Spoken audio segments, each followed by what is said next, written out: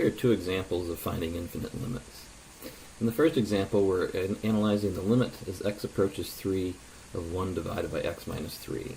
This limit doesn't exist by our standard definition. If we try to plug in 0, we get 1 divided by 0. That's undefined, not indeterminate, which is different. This is undefined, so we don't have a limit. And the same thing's true on the other side. If we try to plug in 3 directly, we'll end up with 1 divided by 0. Doesn't exist. But the idea behind infinite limits is we can be interested in and discover more about how a limit fails to exist.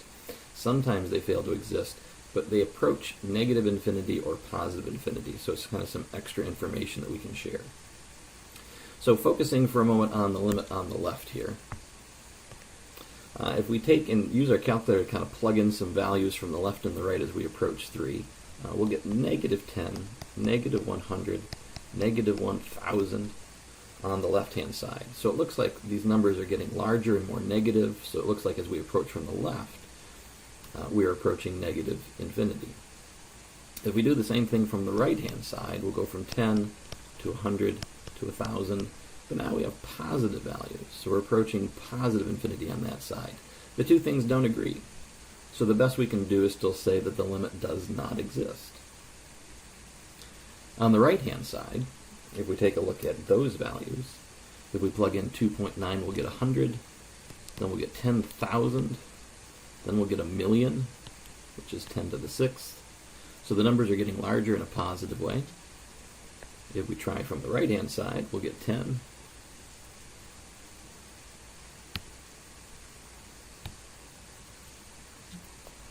We'll get 1,000, or 10,000, excuse me.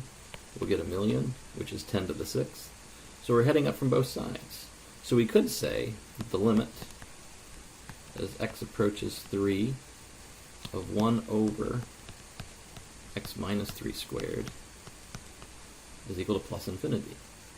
The plus infinity implies that in the general sense, the limit does not exist, but in this case, from both the left and the right, we do get the same kind of behavior, if you will, and that behavior is that the function tends toward positive infinity.